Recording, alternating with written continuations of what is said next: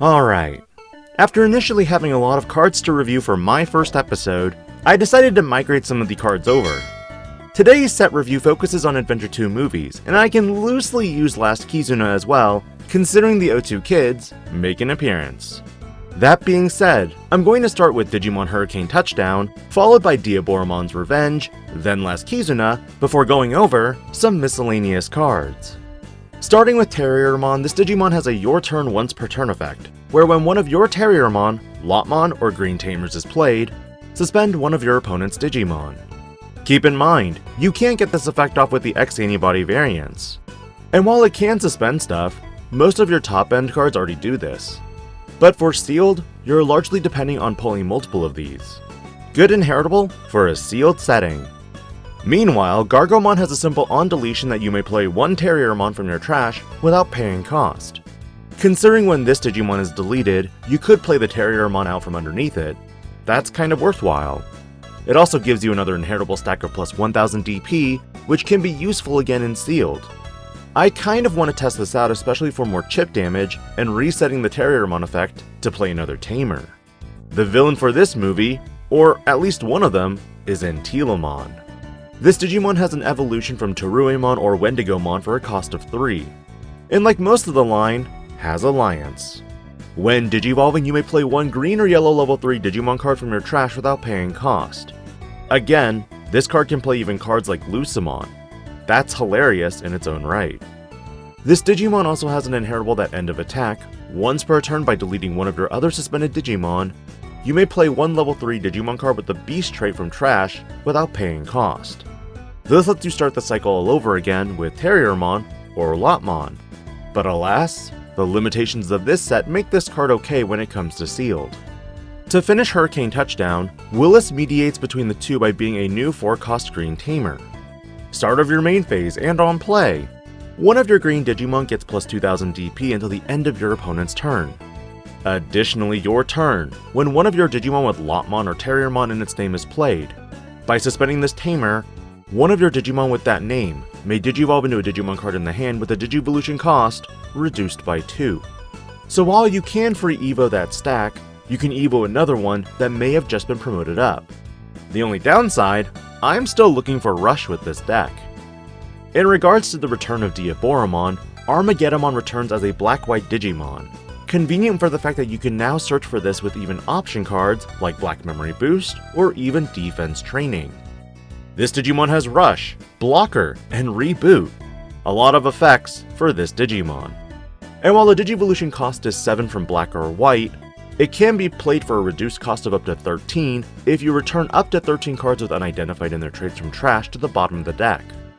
On play and when Digivolving, delete up to 15 play costs worth of your opponent's Digimon.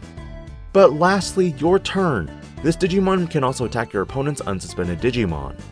In some regards, this card is best in a Diaboromon deck, but it doesn't have the same splash ability as Quartzmon. But it is decent. In order to counter this Digimon, this is where Imperialdramon Paladin mode makes its appearance. And while we've already seen this Digimon, the Ace version can Digivolve from any blue or green level 6 Digimon for 6, or a level 6 Digimon with Imperialdramon in its name. On play and when Digivolving, trash all Digivolution cards of all of your opponent's Digimon, then return all cards from your opponent's trash to the bottom of the deck. If this effect returned a white level 7 Digimon, gain 3 memory. The big thing for this is that you can return white cards like Armageddemon and Omnimon to potentially steal turn from these decks. But the fact that you trash all and return all cards in the trash? Huge.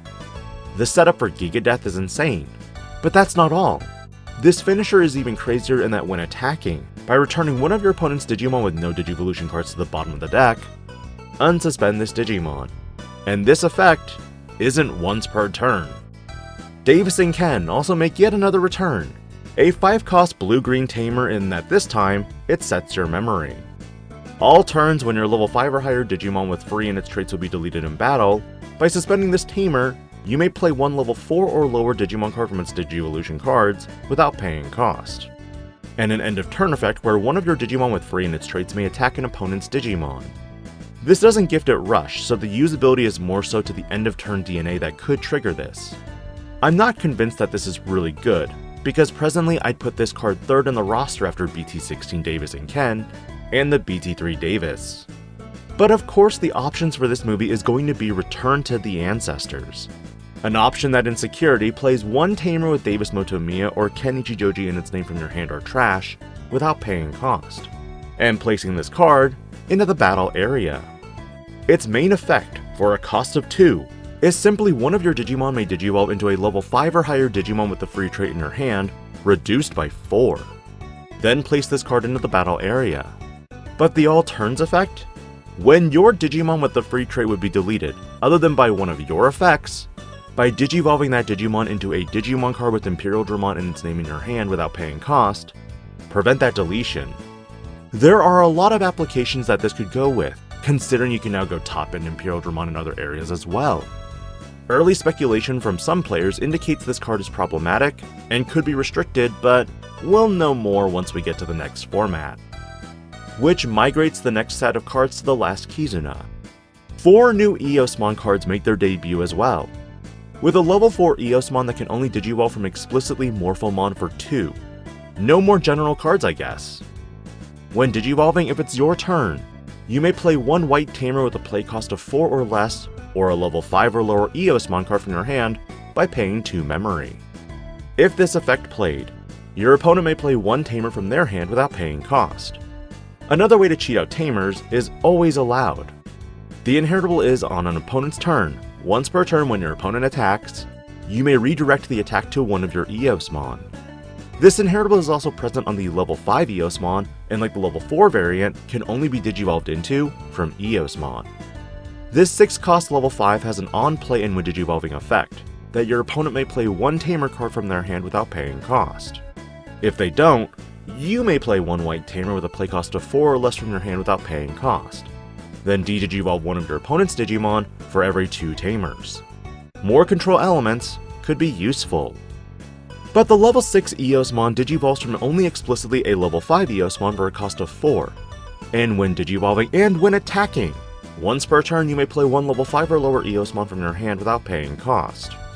All turns once per turn when one of your Eosmon is played, delete one of your opponent's Digimon with as much or less DP as that Digimon. This is alright, but the DP buffs are regrettably only on your turn.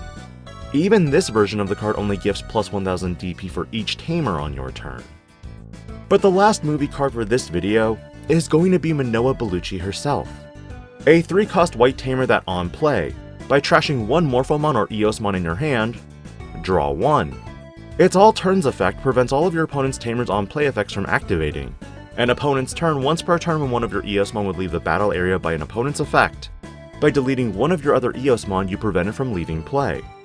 My only beef overall with this card is that no DP buffs on all turns or your opponents.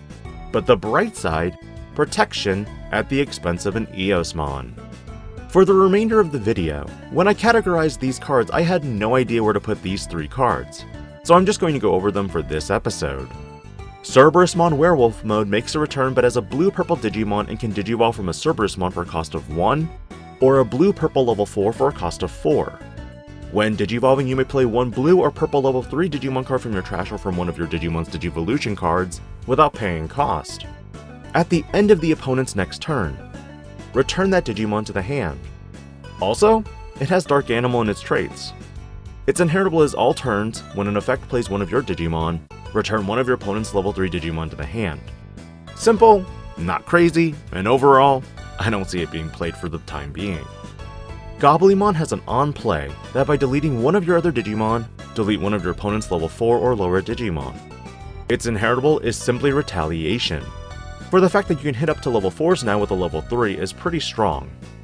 And lastly, Pippismon is the next armor trait Digimon for Patamon that has Armor Purge, and a when Digivolving effect that trashes the bottom 2 Digivolution cards of one of your opponent's Digimon. Your turn when this Digimon attacks an opponent's Digimon with no Digivolution cards, delete that Digimon. The only downside? If it's not suspended, you'll need a way to. But largely with Adventure 2, my favorite cards for this round go to Armageddemon and Imperialdramon Paladin Mode Ace because this card is going to definitely put a stop to a lot of decks out there that need cards in the trash.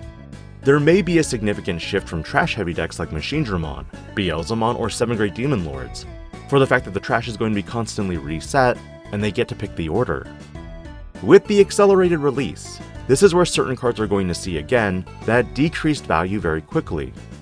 But for the sake of catching up for the global release, this is the price we have to pay. What's next for my set review? It's time to migrate to Digimon Tamers with their feature film, Runaway Locomon. I'ma keep running. This is DIGI-PANDA, logging out.